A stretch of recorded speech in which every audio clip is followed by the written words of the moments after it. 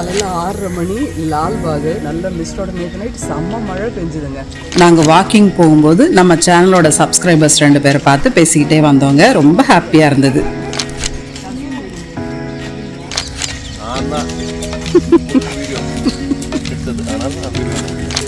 யாராவது ஒருத்தர் கேமரா எடுத்ததுன்னு யாராவது ஒருத்தர் ஃப்ரேமில் இருக்க முடியும். சார் தான் வந்து கேமரா எடுப்பார், நான் வந்து ஃப்ரேமில் இருப்பேன். இங்கே இந்த வித்யார்த்தி பவனில் அவர் தோசை கொண்டு வர்ற அழகே தனிதாங்க. எவ்வளோ ஸ்டைலாக கொண்டு வர்றாருன்னு பாருங்களேன்.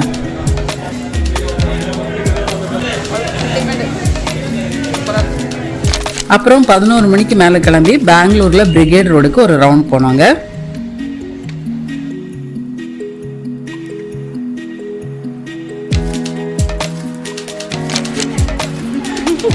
ஆரம்பிக்கவே இல்லைங்க, அதுக்குள்ள நல்லா இருக்குங்க. இப்போ சொல்லுங்க. ரோலிங்.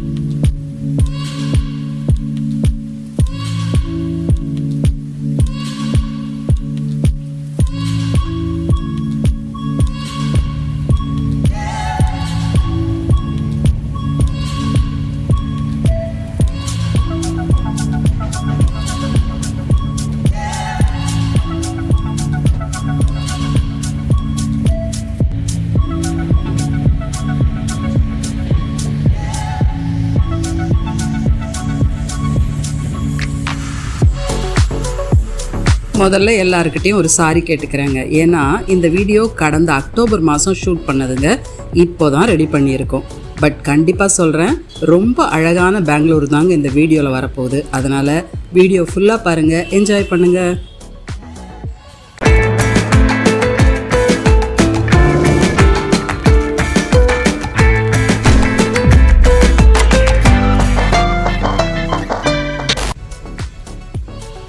பெங்களூரில் ஒரு கல்யாணத்துக்கு போன போது அங்கே அப்படியே பக்கத்தில் இருக்கிற லால்பாகில் ஒரு மார்னிங் வாக் போகலான்னு டிசைட் செஞ்சு நான், பாபு சார், சுபா, அப்புறம் ரவி பாவா 4 பேரும் வாக்கிங் போனோங்க. இந்த லால்பாக் பெங்களூர் சிட்டிக்கு நடுவில் 240 ஏக்கர் பரப்பளவில் அமைஞ்சிருக்கிற 200 வருடங்கள் பழமையான ஒரு தாவரவியல் பூங்காங்க.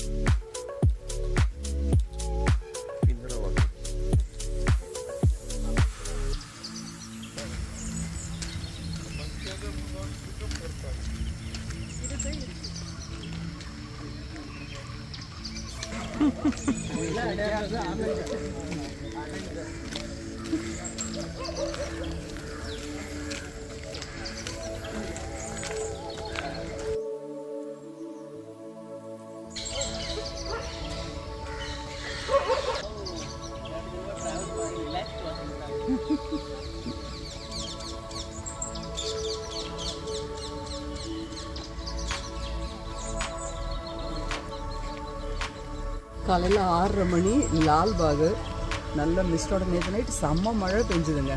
காலையில் எப்படி வாக்கிங் வர போகிறோம்னு தெரியாமல் இருந்தது. பட் காலையில் பார்த்தா ரொம்ப ஃப்ரெஷ்ஷாக இருந்தது. ரொம்ப பியூட்டிஃபுல்லாக இருக்குது இந்த லால்பாக் வாக்கிங்.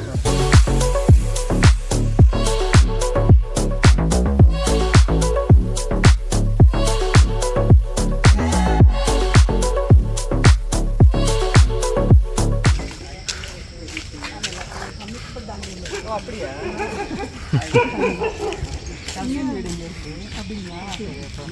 நாங்கள் வாக்கிங் போகும்போது நம்ம சேனலோட சப்ஸ்கிரைபர்ஸ் 2 பேரை பார்த்து பேசிக்கிட்டே வந்தோங்க. ரொம்ப ஹாப்பியாக இருந்தது.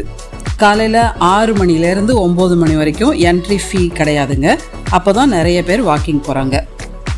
நாங்களும் வாக்கிங் போயிட்டு அங்கே இருந்த அழகழகான மரத்தால் செய்த சிற்பங்களை எல்லாம் ரொம்பவே ஆச்சரியமாக பார்த்து ரசித்தோங்க.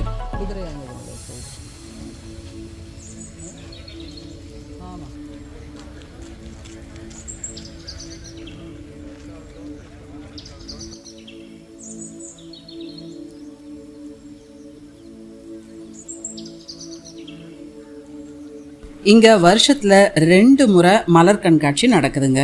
ஜனவரி 26 குடியரசு தினம், அப்புறம் ஆகஸ்ட் 15 சுதந்திர தினத்தில் இங்கே மலர் கண்காட்சி நடக்குதுங்க.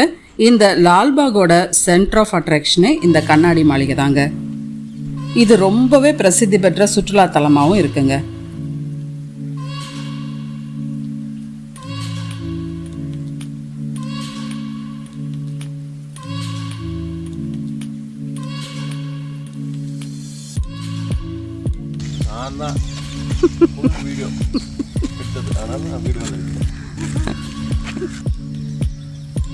யாராவது ஒருத்தர் கேமரா எடுத்தால் தானே யாராவது ஒருத்தர் ஃப்ரேமில் இருக்க முடியும். சார் தான் வந்து கேமரா எடுப்பார், நான் வந்து ஃப்ரேமில் இருப்பேன். ஓகேவா?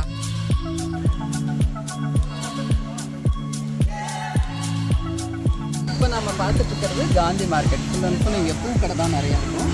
இந்த காந்தி மார்க்கெட்டில் தான் வந்து வித்யார்த்தி பவன் இருக்குது. அங்கே போய் நம்ம இப்போ காலையில் டிஃபன் சாப்பிடுவோம். வந்தது எதுக்குன்னு தானே கேட்குறீங்க?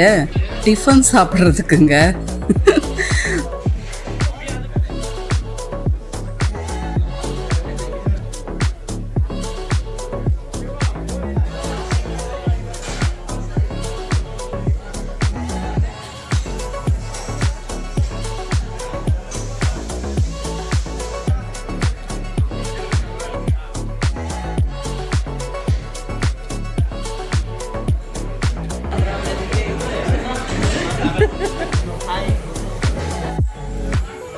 ஆயிரத்தி 1943 இந்த வித்யார்த்தி பவன் இருக்குங்க. பெங்களூரில் ஒவ்வொரு கடையில் தோசை ஒவ்வொரு மாதிரி ஃபேமஸுங்க. இங்கே இந்த வித்யார்த்தி பவனில் அவர் தோசை கொண்டு வர்ற அழகே தனிதாங்க. எவ்வளோ ஸ்டைலாக கொண்டு வர்றாருன்னு பாருங்களேன். எதுக்கு வந்தோங்கிறதையே மறந்துட்டு இட்லி, சாம்பார், வடை, கேசரி, காராபாத், தோசைன்னு ஒரு கட்டு கட்டிட்டு கிளம்புனோங்க.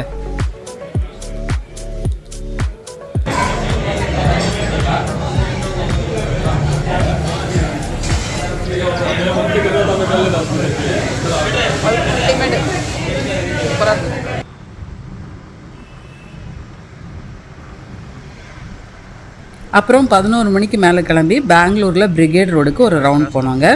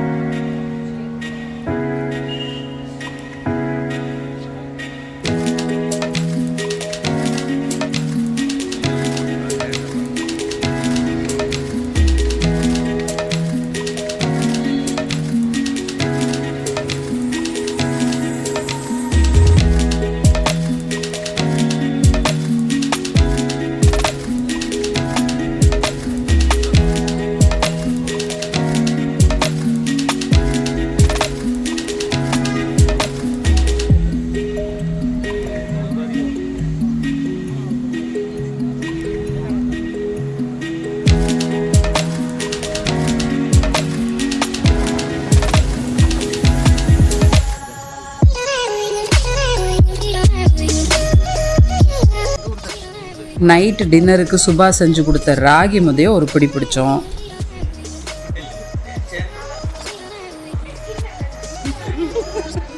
ஆரம்பிக்கவே இல்லைங்க, அதுக்குள்ள நல்லா இருக்குங்க. இப்போ சொல்லுங்க. ரோலிங்.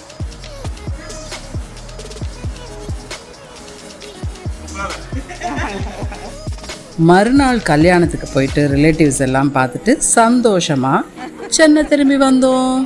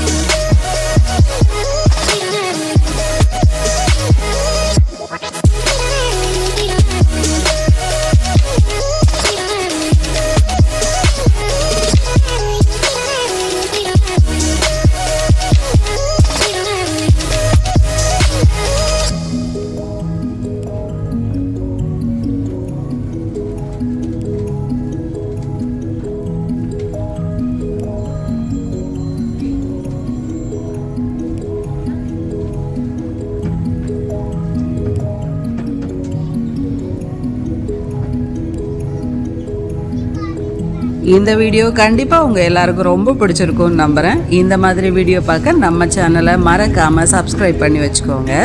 மீண்டும் மற்றும் ஒரு வீடியோவில் பார்க்கலாம். பாய்.